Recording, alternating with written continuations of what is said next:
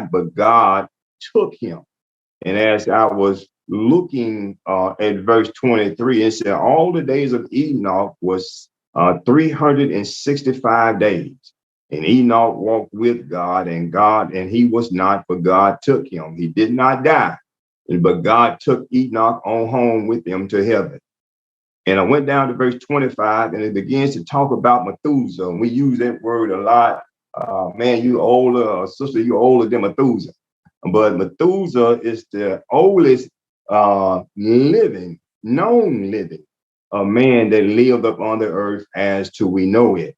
And Methuselah, we know, lived 969 years, and he died. And can I put a pin there tonight? Because no matter how long a man or a woman live, surely we're going to die. There's going to come a day and that God is going to call our number. But what matters is the time that we have, whether it is long or short. What is going to matter most in our life, that we live righteously with God. It's how we live. How long we live don't matter. But how we live is what's going to matter in the end. So I went down to verse 26, and it said, in verse 28, it said, and Lamech lived 182 years and begat sons. Even at that time, men of old were still bearing children, and that's how the earth became populated. And he called his name Noah. And I wanted to put a pin there tonight because Noah is very important in our lesson tonight. And Lamech lived 182 years and begat a son, and his name was Noah, saying, this shall comfort us concerning our work and toil of our hands, because of the work and the toils of our hand, because of the ground which the Lord had cursed. And Lamech lived after he begat Noah 595 years and begat sons and daughters. And all the days of Lamech was 770 years, and he died. But when I got down to verse 32, it mentioned the name Noah. And Noah was 500 years old, and Noah begat Shem, Ham, and Japheth. And we must understand and put a pin on these three names. They coming up again. We may not get a chance to talk about them tonight, but these three names are very important for creation. Shem, Ham, and Japheth. And if you will, come with me to chapter 6. And this is getting into the ungodly multitude.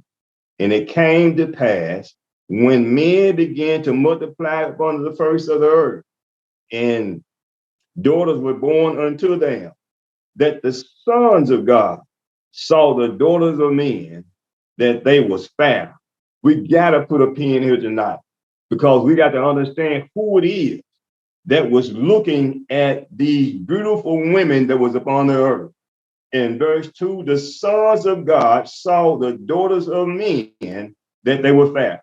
These were fallen angels who sing the daughters of men. And this lets us know how beautiful a woman can be when the angel slipped, instead of being who he's supposed to be, and started looking up on the daughters of men and said that these women are sure enough beautiful, that it caused these angels to fall. Why did they fall? Because instead of staying in the order that God had created them, they chose to seek out these beautiful women and take them as their wives. I went down, if you will, to let's go over to Isaiah chapter 14 real quick. Isaiah chapter 14. We're going to talk about these fallen angels. Isaiah chapter 14 and verse 12, if you will, because we must understand, if the angels in heaven can fall, surely man can fall too. And this lets us know how powerful that Satan is, how powerful of a grip that Satan may have on humanity. I went over to Isaiah chapter 14 and verse 12. And it tells the story. It says, how art thou fallen from heaven, O Lucifer, son of the morning star? How art thou cut down to the ground, which did weaken the nations? For thou hast said in thy heart, I will ascend above heaven. I will ascend, but thou hast said in thy heart, I will ascend into heaven, and I will exalt my throne above the stars of God. Now here it is, Satan, Lucifer, is in heaven, and he had a jealous spirit, and he wanted to go above heaven and start a brand new creation. But look what God does to him. Verse 13, for thou hast said in thy heart, I will ascend into heaven, and I will exalt my throne above the stars of God. And I will sit also upon the mount of the congregation and the sides of the north. He had picked out a place that he wanted to start a new creation, a new generation, a new following, instead of following God. And I went down to verse 14, and it said, and I will ascend above the heights of heaven, and I will be like the Most High God. We got to be careful. For Satan, he comes to kill, steal, and destroy. In verse 15, yet thou shalt be brought down to hell, to the sides of the pit. They that see thee shall narrowly look upon thee and consider thee, saying, is this the man that made the earth to tremble, that did shake the kingdoms, that made the world in as a wilderness, and destroyed the cities thereof, that opened not the house of his prisoner? Is this the man that caused creation to fall? And when you think about that, I went on down, if you will, come with me to 2 Peter, because this is very important to let us know how quickly man can fall when he takes his eyes off of God. Even the angels, when they took their eyes off of God and started looking at the women of men, started looking at the creation of women and seeing that they were beautiful, they desired the women more than they desired God. I went over to 2 Peter, if you will. Come with me just for a moment. 2 Peter chapter 2 and verse 4. It said in chapter 2 of the book of Peter, 2 Peter, it said, for if God spared not the angels that sinned. So I got to put a pin here. He's letting us know that the angels had fallen, they had sinned. And if God spared not the angels that sinned, but cast them down to hell and delivered them into the chains of darkness to be reserved until judgment. In other words, because of their sins, these angels, God delivered them down to darkness, delivered them down to hell. And they are in a holding pit right now. And God has them there until he decides to end this world as it is. It said again in verse 4 in 2 Peter chapter 2, for if God spared not the angels that sinned, but cast them down to hell and delivered them into the chains of darkness to be reserved, to be kept unto judgment day, and spared not the old world, but saved Noah, the 8 persons. He's letting us know that because of sin, God destroyed the old world, but he saved one. Who was it? He saved Noah. And he said, with Noah, I'm going to start creation all over again. I went on down and began to continue to read 2 Peter in verse 4. I went to verse 5. And spare not the old world, but save Noah, the 8 persons, a preacher of righteousness. Now, Noah, a preacher of righteousness. Noah was one of the ones that went around and telling people, you ought to quit doing that. The God is not pleased with that. And Noah wasn't afraid to speak up for righteousness' sake.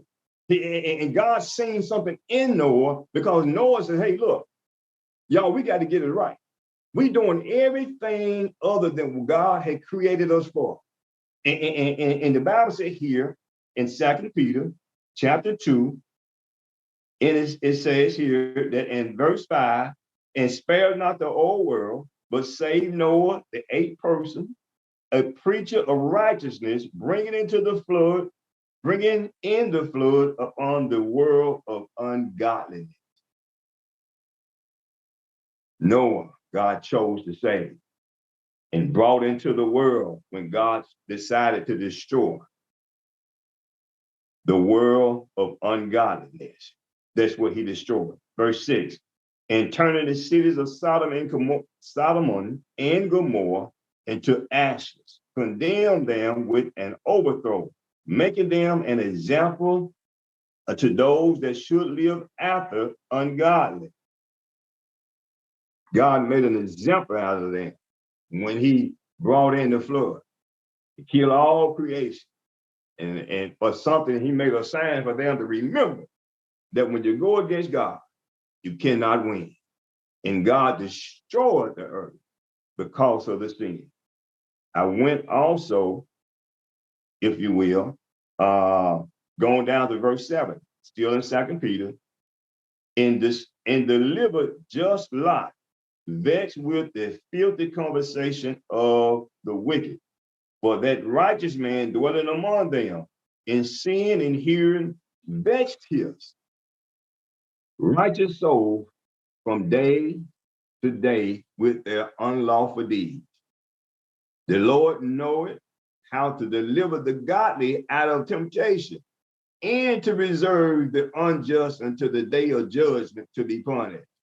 God knows how to deliver the righteous out of temptation, those that love God. And when we call on him, God will deliver us and help us not to sin. And he's letting us know you don't have to sin. Even when the devil comes to us and tempt us, we don't have to sin if we keep our hand in the master's hand and call upon God.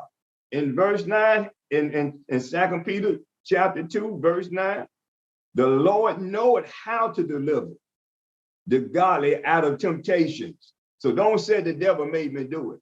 Y'all know the world has that thing saying the devil made me do it. No, the devil is the one that just brings the invitation for man to sin. But the devil can't make us do nothing. It's a choice in our mind and in our hearts and our soul. It's a choice as to who we choose to serve. Now he's going to come to us and offer us all kind of things, that the material things of this world. But don't we know that if we keep our hand in the master's hand and live right by God, that we can have any material thing that our soul desire? But we got to do it right. And then we have to pray to God, Lord, if it be thy will, let me have this and let me have that. See, our will should be the will of God, what God has for us. Lord, if it be thy will, then allow me to do this. Allow me to do that. And that's how God wants man to live, because God will always want the best for us, even when we don't know what the best for us is. We put our life in God's hand. Lord, if it's your will, allow this. But if it ain't good for me, then Lord, don't let me have. I went back to Genesis, if you will, because we got to look at these ungodly angels again and see, we know that they failed. Let's go down to verse 2 again in chapter 6. And the son, in the book of Genesis, that the sons of God saw the daughters of men. They became weak, that they were fair, that they were beautiful to look upon. And they took them wives of which they chose. They continued to choose wives. And I went down to verse 3, and it said, and the Lord said, my spirit shall not always strive with man, for that he also is flesh. Yet his days shall be 120 years. Man went from living 969 years as Methuselah, the oldest man, as we know, that lived, down all the way down to the 120 years. Why? The cost of sin. And because disobedient, not doing what God had required of us to do. And we have to be careful today to be mindful, and that God is not a God that he will play with man. I went down to verse 4. Let's look at this. It said, and there were giants in the earth in those days, and also after that, when the sons of God came into the daughters of men, and they bare children to them, they same became mighty men, which were of old, men of renown. Now, when these angels came down from heaven and got with the daughters of men, and they bare children with one another, these was known as the giants in the land. Y'all remember when Israel got ready to go into the promised land, and God sent the 12 spies to search out the land. And when they went and they got over to Anak, and they seen the giants of Anak there, this is the seed that is talked about, the giants that was in the land. And went on down here to verse 5, if you will, the ungodly sin continually. In verse 5, it said, and God saw that the wickedness of man was great in the earth, and that every imagination of the thoughts of his heart was on only evil continually. We need to stop there tonight for a moment, because this finna really get rough here in a second. He said, when he looked at man, and God saw the wickedness of man that was great in the earth, and that every imagination of his thought of his heart was only on evil continually. And seeing like we're living in a world today, what seems like the thought of men is constantly on evil day in and day out. Go down to verse 6, if you will. And God, this is for the ungodly to be destroyed. Verse 6. And it repented the Lord that he had made man on the earth, and it grieved him at his heart. Now, that's pretty rough right there. When it repented God that he ever made man and put him on the earth, and it grieved him to his heart. And the Lord said, I will destroy man whom I have created from the face of the earth, both man, beast, and every creeping thing in the fowl of the air, for it repented me that I have made them. And God is going to destroy the earth, but God is going to save the righteous. Now, look at verse 8, if you will. But Noah, and I underline, but Noah, God still found some to be righteous out of all the sin that was going on in the world. And God said, I'm finna get ready to destroy all of this stuff, even the animals and all of this. But when I got down to verse 8, it said, but Noah found grace in the eyes of the Lord. Well, why is it there's a but Noah here? Because see, but Noah stood against the unrighteous. Noah stood against that which was wrong. And Noah, the Bible tells us in 2 Peter, being a preacher. I can imagine him out there preaching to them that was sinning, and they were telling Noah to be quiet. Noah, shut up. We don't want to hear none of that, man. We having a good time. And Noah continued to do the will of God. And Noah had his family in subjection to the will of God. They was in subjection to God as well. And then when we look at verse 8 again, it said, but Noah found grace in the eyes of the Lord. Verse 9, these are the generations of Noah. Noah was a just man and perfect in his generation. And Noah walked with God. Can we put a pin on it? Noah walked with God? Because see, when we go back, who else walked with God and God took him? The Bible tells us in chapter 5 and verse 24, and it said, and Enoch walked with God and was not. He didn't die because why? Because for God took him. He was so righteous. He was a righteous man. And he walked with God. And God carried him right on to heaven with it. And then now here we is again. We found another man here that walked with God. And God's going to use this man to start creation all over again. Doing away with the sin. I went down to verse 9 and it said, these are the generations of Noah. Noah was a just man, a perfect, imperfect in his generation. And Noah walked with God. And Noah begat 3 sons, Shem, Ham, and Japheth. The earth also was corrupt before God, and the earth was filled with violence. Now, the earth was corrupt and filled with violence. Does that sound like the world in which we're living in today? Filled with corruption and with balance. Verse 12, and God looked upon the earth, and behold, it was corrupt. And it was just a sinful, sin on every hand. It was corrupt. And God looked upon the earth, and behold, it was corrupt, for all flesh had corrupted his way upon the earth.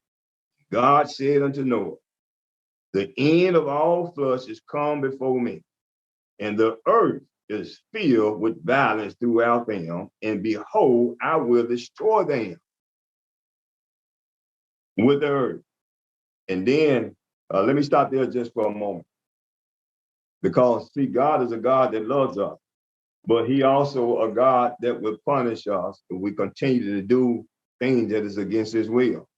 There's no way out. There's no, I'm going to be able to beat this thing and I'm going to be able to live forever. I'm going to be able to beat this thing, that the laws that God has set up for us to live. And I'm going to wait till the last day that I live. And then when I feel like I'm getting ready to die, I'm going to ask God for forgiveness. But see, God knows the man and the heart of mankind. And he knows that when we try to get over on him, there's no way that man can get over on God, because God knows the thoughts of the mind and the heart. So don't fool ourselves saying, well, I'm going to live the life that I want to live. I'm going to party. I'm going to do all this other kind of stuff. I'm going to do evil things against God and man. And then I'm going to wait till I get to my last breath. And then on my dying bed, I'm going to say, Lord, forgive me. Because see, God knows the mind and the heart, and he knows what our intent is and will is now while we yet living. So the will and intent should be that, Lord, let me live a life that's going to be pleasing unto you. That one day, when you call my name, when my time is up, you're going to say unto me, well done, my good and faithful servant. And I looked at this and I went back to the text, if you will. Look at verse 11 and let's go on down. Verse 11, the earth also was corrupt before God, and the earth was filled with violence, just like it is today. And God looked upon the earth, and behold, it was corrupt. For all flesh had corrupted his way upon the earth. And God said unto Noah, the end of all flesh is come before me. For the earth is filled with violence. Isn't that violence today in the earth? With violence through them. And behold, I will destroy them with the earth. Make thee an ark of gopher wood. Now, God also is a instructional God. He's going to instruct Noah to make him an ark that's going to save Noah's life and Noah's family's life. And in verse 16 and 15, verse 15, it says, and this is the fashion which thou shalt make it of. God, when he get ready to give us something to do for him, he's not going to leave anything undone. He's going to dot his I's and cross his T's, that we will have a full understanding as to what he will have for us to do. And God told him the exact dimensions and how he wanted him to make it, but not only that, but what he wanted him to put in it. And because Noah walked with God and was faithful to God, look at verse 15 again. And this is the fashion which thou shalt make of it. The length of the ark shall be 300 cubits, and the breadth of it 50 cubits, and the height of it 30 cubits. Let me read it this way to make it plain in today's English. Now, this ark was humongous, and it's going to house every living creature that is up on this earth. Is going to house them. And I looked at that again. It said the cubic feet was about 18 inches long, making the ark was 450 feet long. 450 feet long, 75 feet wide, and 45 feet high. It was 3 stories high. And God had told him to make it to everything that he wanted to save could fit in that ark. Can you imagine a 450 feet long ark? That's a big ark. And then I went down to verse 14, and he told him what kind of wood to make it out of. Gopher wood. And room shall thou make in the ark, and shall pitch it within and without. He's telling Noah to look, take pitch and pitch it within and without, that no water would be able to get to you on the inside of the ark. Go down to verse 16. And then he said, put a window in it. A window shall thou make to the ark, and in a cubit shall thou finish it above. He told him where to put the window. Put it above, put it in the top of the ark. Then he said in verse 16, in the door of the ark thou shalt set in the side thereof. With lower, second, and third story shalt thou make it. And behold, I, even I, do bring a flood of waters upon the earth. He said, I want you to understand it ain't nobody but me that's getting ready to do this. Behold, I, God said, will bring this thing to pass, to destroy all flesh wherein is the breath of life.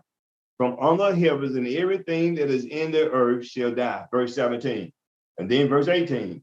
But with thee will I establish my covenant, and thou shalt come into the ark, thou and thy sons, and thy wives, and thy sons' wives with thee.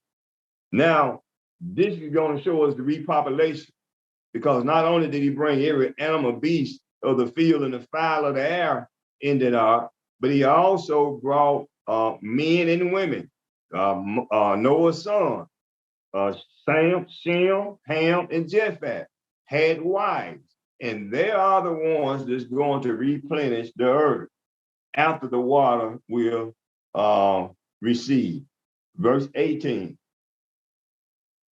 But with thee I will establish my covenant, and thou shalt come into the ark, thou and thy sons, and thy wives, and thy sons' wife with thee. And every living thing of all flesh, two of every sort, shall thou bring into the ark. Why, God? To keep them alive with thee. They shall be male and female, and of the fowl of the air, and every after the kind, and every creeping things of the earth, after his kind. Two of every sort shall come into this ark, and to thee, and to keep them alive. God is doing something to preserve righteousness. He's given Noah how to do and what to do. He's the instruction of God. And God is giving us even today instructions how to keep ourselves spiritually alive, that we may be able to take this body home, this soul home to God when our days are in. God gave Noah instructions on how to continue to live, and God is continuing giving us instructions today on how to continue to live. In other words, after this body is gone back to the dust, God said there's another part of you, the soul and the spirit, is what you want to get home to me. And he's an instructional God. From Genesis all the way over to Revelation, he's given us the rules and regulations how to live and walk with him. So no man can say, well, I didn't know, or I didn't understand what the requirements were, because God has laid them out for us throughout this Bible. And so man, they could not say that God hadn't told them between what was right and what was wrong. They knew what was right and what was wrong, but they made a choice and they made bad decisions. They must have thought God was playing, but God wasn't playing, because after Noah had made the ark, the Bible tells us that God allowed the rain, and it rained upon the earth 40 days and 40 nights, and it continued to rain. And I can just imagine after Noah had got all of those out, and this is just the I guess you said the magnificence of God, to understand that every insect, every animal, every creeping thing that is on this earth, how could Noah go out and find all of these things and bring them into the ark?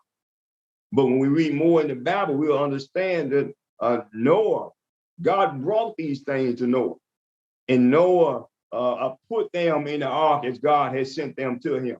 Everything that God wanted to live, God sent it his way. And Noah had did what God, he did his part. He built the ark the way that God told him to build it. And God said, if you build it, I can bring them. And God brought them to Noah. And Noah took all of these animals, these creatures, the insects, the birds, everything, and put them in the ark as God had said. And what I love about it, this and we may not be able to finish it tonight, but what I love about it is after everything entered the ark, it wasn't Noah that shut the door, but it was God shut him in. Let's go to verse 16, if you will, in chapter 7. I'm kind of just paraphrasing right now to save time, but just go to verse 16 in chapter 7, because I want us to understand and for me as well to see that God's hand is on the discipline of men, and God chooses who He's going to save.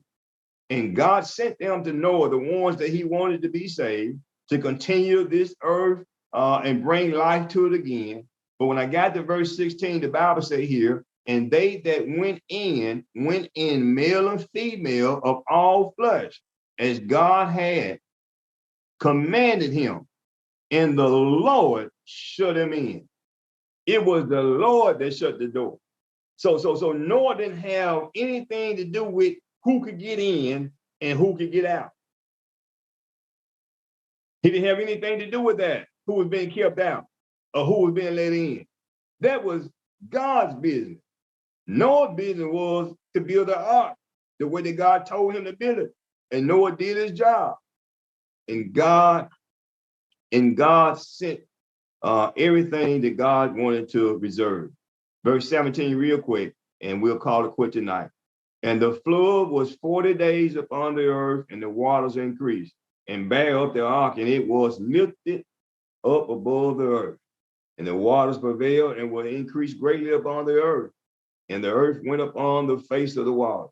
Verse 19, hallelujah. And the waters prevailed exceedingly upon the earth. And all the hills and all the high hills that were under the whole heaven were covered. 15 cubic feet over did the water prevail, and the mountains were covered, and all flesh died that moved upon the earth, both of fowl and of cattle, and of beasts, and of every creeping thing that creepeth upon the earth, and every man.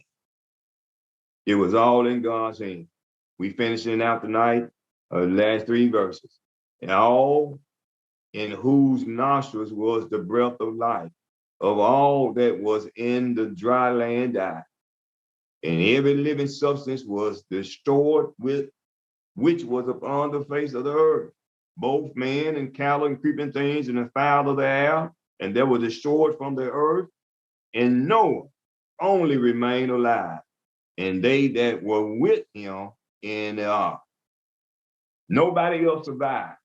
So don't think that we're going to be able to survive when God comes home to get his children and take us back to heaven. And if we ain't live right, don't think that we have a survival plan if we hadn't did what God has told us to do. Don't think we're going to find another way to get into heaven. The animals, the human beings that was locked out of the ark, they couldn't find another way. Why couldn't they find another way? Why couldn't they hold on to the ark? Because God had shut the door. And everything that wasn't righteous unto God, God did not let them in. I can imagine they were knocking on the door. When it started raining, they started thinking about Noah, man, you were right. It's been raining now for 3 days and water's coming up to our necks. Let us in. And I can imagine Noah saying, I can't let you in.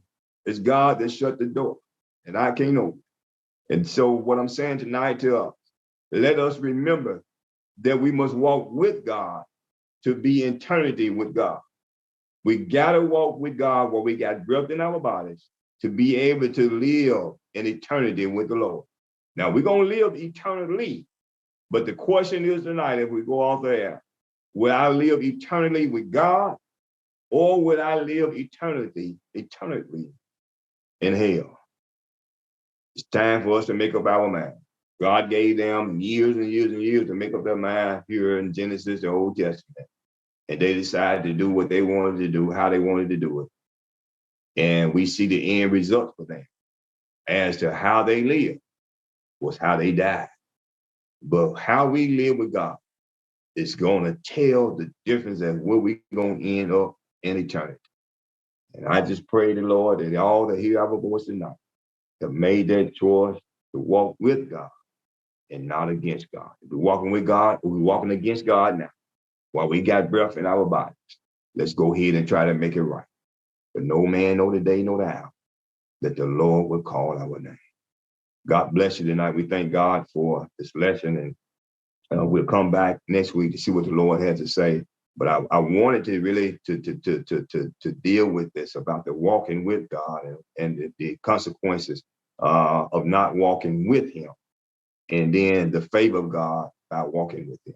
So let us share this with others that we may know who may need to hear that word, that maybe not living right with God, but just need an encouragement to let's get it right. We got breath in our bodies. We want to ask that we go ahead and turn our mics on as we go off the air. Again, we thank God for the opportunity to be back.